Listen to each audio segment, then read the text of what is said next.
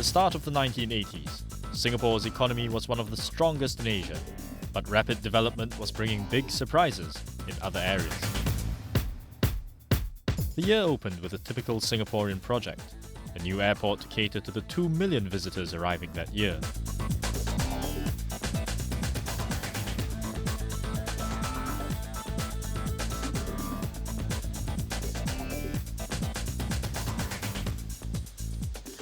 The government remain, however, fully confident that eventually aircraft and passenger traffic through Singapore will continue to increase.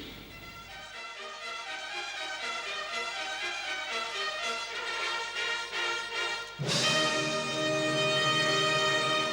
Singapore Changi Airport officially opened.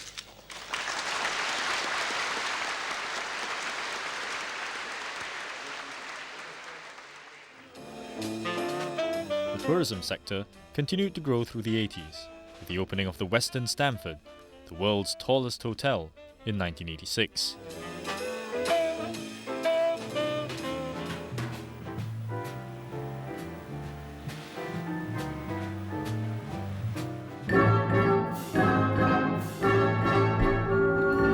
J'aime les nuits où nous sortons en ville. J'aime les nuits, oublie les jours. Je ne veux pas travailler, je pense qu'à jouer. Je veux célébrer le jour. However, some attractions had to make way for development. In the 80s, Bugis Street, famous for its transvestites and sailors, was cleaned up. Jouer, aimer voir mes âmes. Since independence, the government had delivered jobs, education, and development. It also had a squeaky clean image. It was tarnished when Fei Yu Kok, PAP MP and trade unionist, was charged with embezzling funds. He jumped bail and vanished. Voters continued to give the PAP such a strong mandate that there was no opposition in parliament. The main opposition party, the Barisan Socialists, had boycotted parliament in 1965. Every election since then, the PAP had won every seat. Nobody expected the 1981 by-election in Anson to be any different. Then, Workers' Party leader Joshua Benjamin Jeyaretnam, or JBJ as he was known, campaigned. The choice is simply yours. You and you alone decide whether these institutions are worth having or not. And these institutions are essential for your freedom and for the protection of your rights. The fight was closer than anticipated. When the votes were counted, JBJ had won with 51.9% of the vote. For the first time since 1965, there was an opposition voice in Parliament. In a broader sense, 1984 was a major milestone for Singapore. It had had 25 years of self-rule. Here on the steps of City Hall, Reach Out Singapore will launch the 25 years of nationhood celebrations for our nation. Singapore had reason to celebrate. After just 25 years of self-rule, it was the 31st richest country in the world by GDP.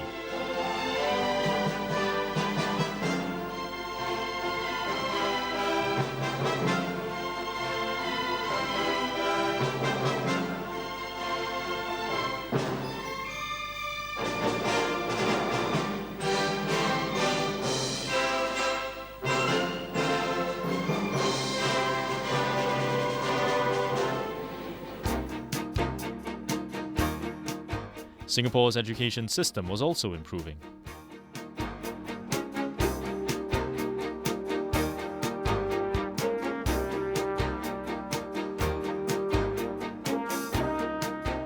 However, a better educated population was marrying later and having fewer children. This is not an immediate crisis. This is a long-term crisis. We do something about it, and we can. And as I've said, with modern medicine, right up till early 40s, women are childbearing. And answers must be found. But they must be, this time, your answers. because the government, we can't play magicians in this. The government started the Social Development Unit, or SDU, to help university graduates meet and fall in love. That became the butt of many jokes, one of which was that SDU was for the single, desperate and ugly. Singapore's birth rate continued to fall. It's still dropping. Another problem was the traffic jams, caused by an affluent population who could afford more cars. The solution? A train service. The $5 billion project was the largest public works project Singapore had seen.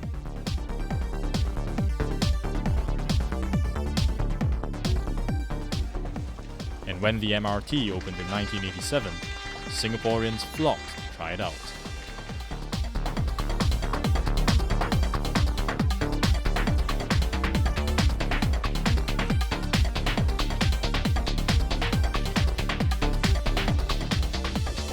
Comfortable, and I feel, no air pollution. Usually when I go out in the buses, I used to have like a mask on my nose. Now I'm free with that. The nation was also strengthening its defense capabilities. In 1984, the concept of total defense was introduced. The concept was timely. In the 1980s, two disasters struck Singapore. The first was the Sentosa cable car calamity. The cable car was a popular way to get from the mainland to the island resort of Sentosa. But at about 6 p.m. on the 29th of January 1983, an oil drilling vessel passed under the cables, severing one of them.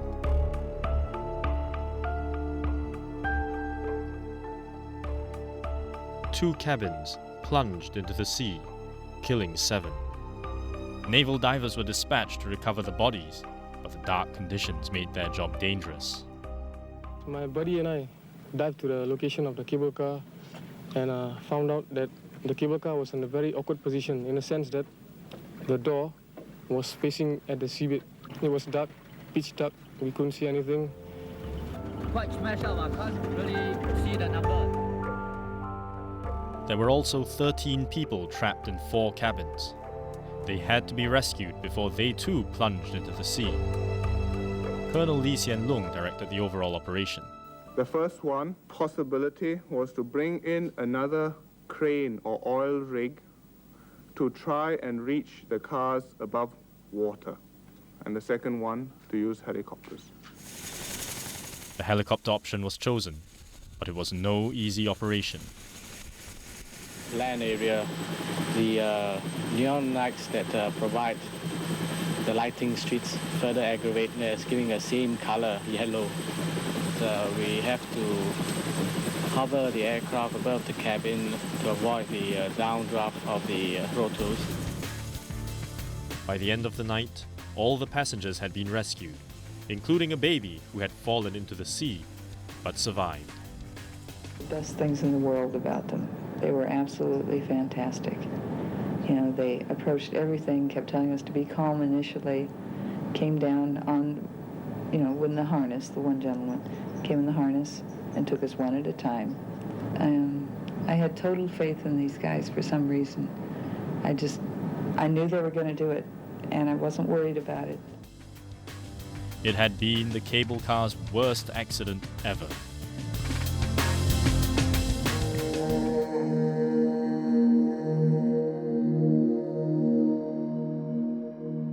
Three years later came the Hotel New World disaster. In 1986, the Hotel New World and the building it was in collapsed. I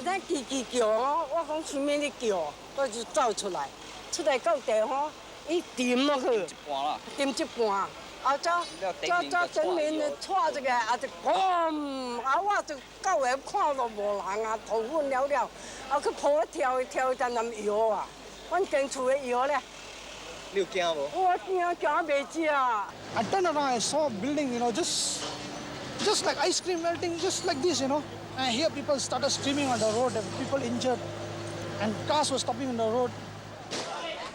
Initial estimates put the number of people trapped at 100. The army, police, and civil defense rushed to the site.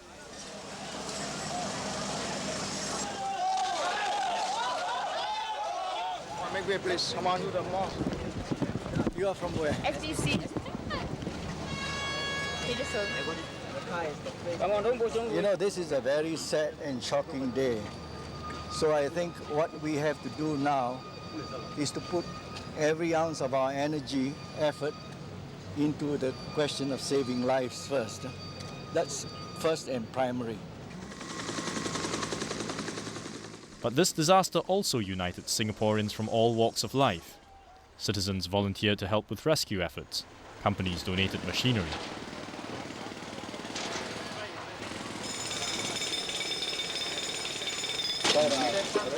Okay, hand out that's all. Don't touch anything there. Don't do anything. Other people, please don't move. Hey, don't move. Hello! Hello! Inside make some noise. Like being hua. There's some response here. Some response this side. Yeah, this side. Okay, all commander, resume operation. My father is trapped inside. Your father is trapped inside. Is your father out now? No, not yet. Not yet, huh? What happened? How do you get to know that your father was trapped inside? I was coming back around 12:45. I happened to hear over the news in my car. But I didn't suspect anything until I reached home. Then my brother called me up, asked me to rush down to the scene. The rescuers managed to save 17 people, but 33 died. The disaster was a humbling event. How could it have happened here?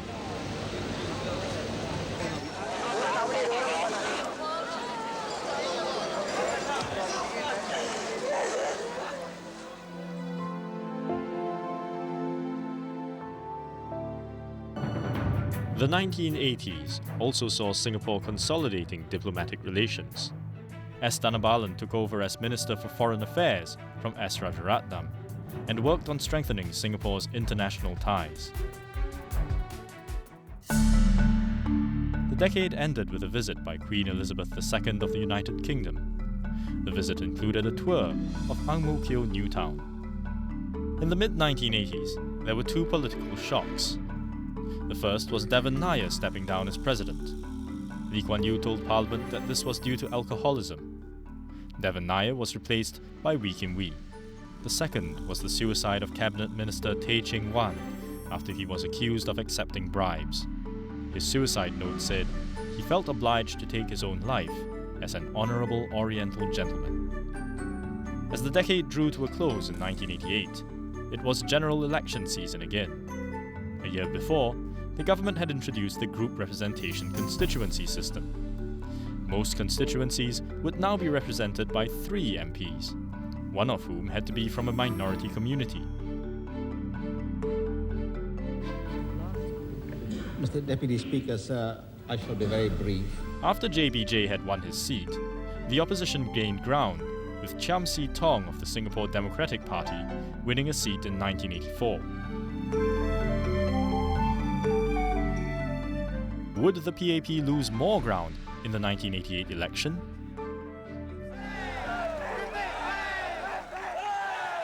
For that, we hear that more results are now coming in, this time from Teck Gee, where the... On election night, the results were broadcast live. ...is contesting an independent, Mr. Liu Siu Chong.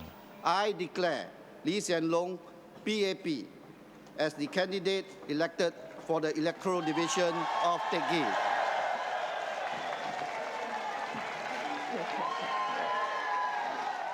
The results were a landslide victory for the PAP. It swept 80 of the 81 seats. With that strong mandate, the PAP once again formed the government. Soon, however, the government would undergo a major transition.